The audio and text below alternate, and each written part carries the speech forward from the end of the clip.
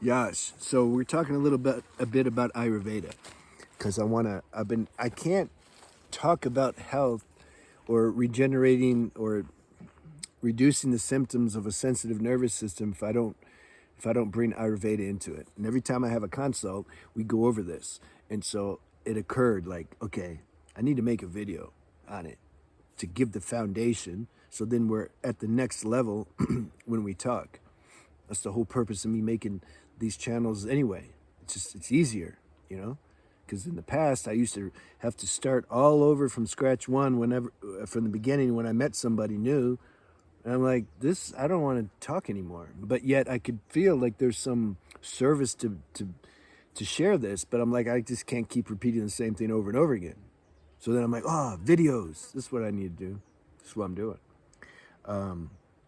Okay, so I'm just gonna. You can study this on your own and more. I'm just gonna give a brief outline about it because this isn't an Ayurvedic channel, but in Ayurveda, it's an Indian healing science started in India. The same rishis that started yoga, they started Ayurveda also for health.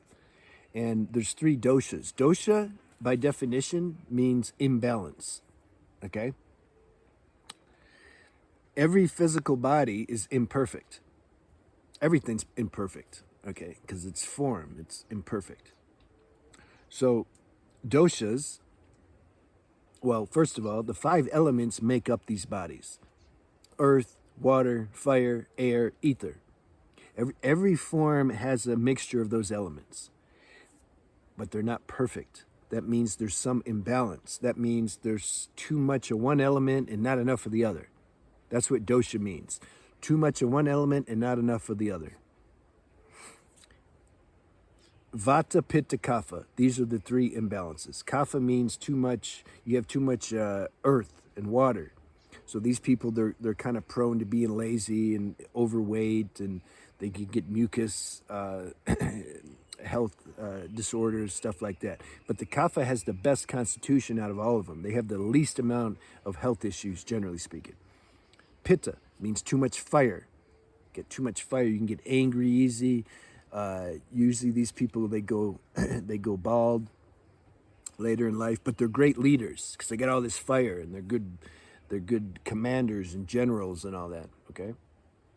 But they get mad easy. Then you got Vata, too much air and ether. The Vata, the mind's restless and they're jumping around. They want to go here, they want to go there. They change their mind all the time. And they start a project, don't finish. They like multitasking. They have the most health issues. Anybody with nervous system disorders, too much Vata. Or bones or joints, too much Vata. So we're going to talk about Vata because this channel predominantly is dealing with mental health issues and nervous system disorders. That's always Vata. I don't want to make things complicated, but usually people predominate into two. There's two. It's like two doshas. Myself, I'm Vata Pitta. That means predominantly I have too much air and ether. This is my main dosha. Secondary, I have too much Pitta, fire. But it doesn't cause me much problems. What causes the problems is the Vata, too much air and ether. Okay, so we're going to focus on that. So when there's too much air and ether, we need more kapha. We need earth element to ground. See, remember? Vata's spinning all the time. And then you get anxious. And then this is how mental health issues start and all that. We need grounding. Need earth element. We need kapha. This is why a lot of times our best friends are the opposite constitution. They're kapha people. Because it's like they help ground us somehow energetically. And we're good for them because we help stimulate them. Because they just want to sit and watch TV all the time. So life is like that. Opposites attract. All right, so how do you ground? We're going to talk more about diet on this. I'm gonna make some other videos. You can also, climate is important, like the weather, and read about this though, because there's a whole lifestyle that suits Vata. And then if you want more specific instruction after that, then we can get together if you want. So, how to use foods to ground. The whole thing that I keep sharing in all my diet videos is this. You want to take in as much electricity as possible because that energizes the nervous system. It gets it fired up. We need energy, okay? But too much electricity short circuits the nervous system, spasms it. So then we need to ground. See, we need grounding. We need to like plug into the socket and get electricity, and then we need to ground the current. This is the game. This is what we're trying to do here. So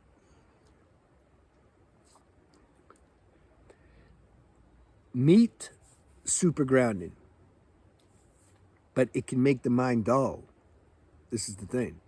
And it's hard to digest. People with Vata, that are Vata, they can't digest their meals good. It takes too much. They have a sensitive nervous system, so when we eat too much, it requires too much energy to digest the food. So then the nervous system spasms, and then we have our symptoms.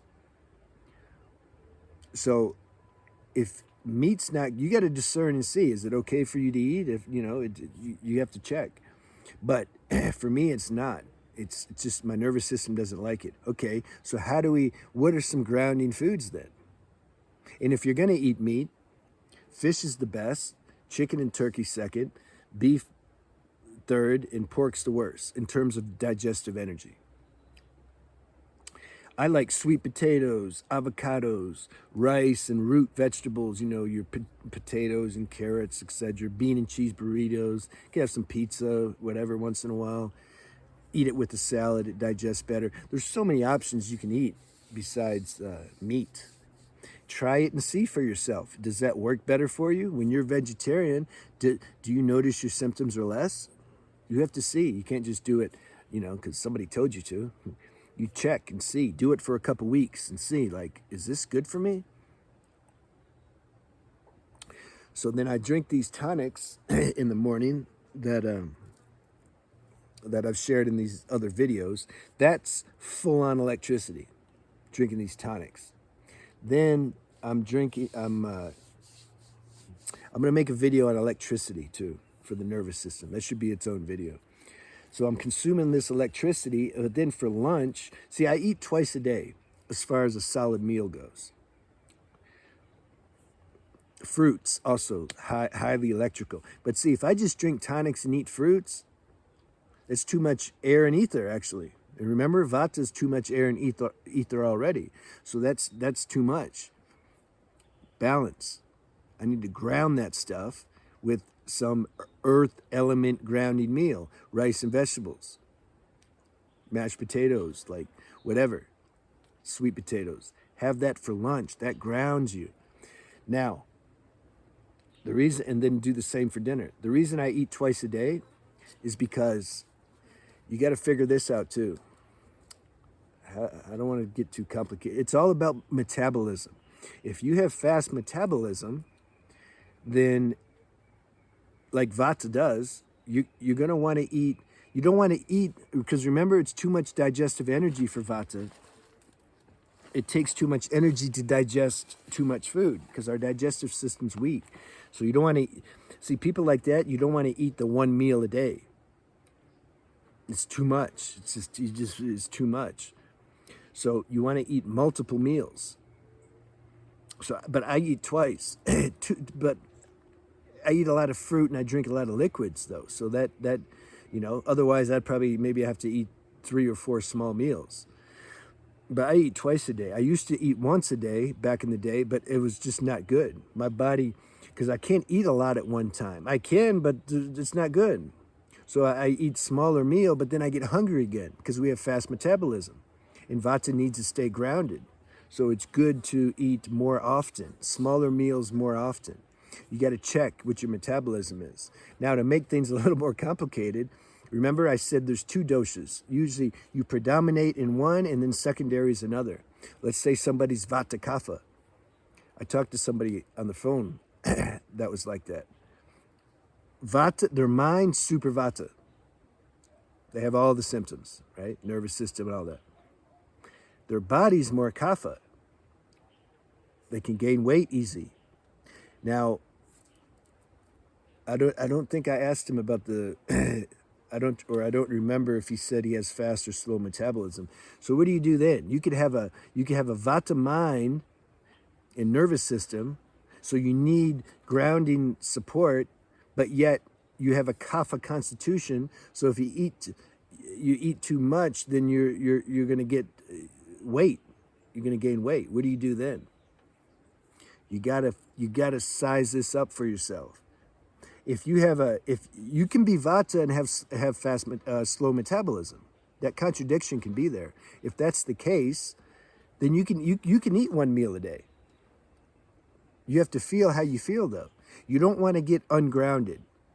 See, Vata gets ungrounded easy, and then your nervous system spasms. It's already just by nature, Vata's very spasmy. So you don't want to add more things to your life that cause that spasm. Coffee, for example, any stimulants. You don't want stimulants if you're Vata. You need nice grounding support.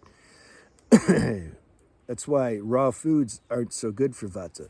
Vata is very cold and dry and rough by nature. You want to eat something warm and nurturing, and liquidy. Don't eat dry food. It's not good. Not for Vata. So like I said, you can read about this stuff online. I'm giving you an introduction of it, and then read about it and see. This is a big deal.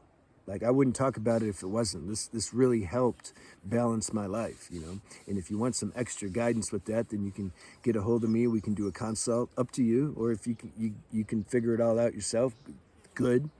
But yeah, I wanted to give a brief intro on this because it's just important. And so then in the future videos, I've already made this video. You'll know what I'm talking about when I say you need to ground yourself with earth element in your foods, but not too heavy, remember? Because we got to be careful of the digestive system. It's a finessing thing. Vata is the hardest dosha to balance out of all of them, but we can do it. All right, have a good day.